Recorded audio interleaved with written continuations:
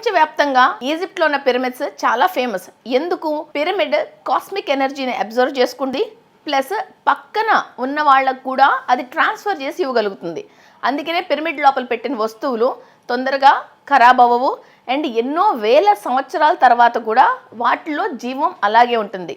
ఎలా అయితే మనం ఫ్రిడ్జ్లో వస్తువులు పెడితే అవి 4-5 డేస్ ఇంకా ఎక్స్ట్రా పనిచేస్తాయో, పాడైపోకుండా ఉంటాయో, అలాగే కాస్మిక్ ఎనర్జీ గ్రాస్పర్ పిరమిడ్.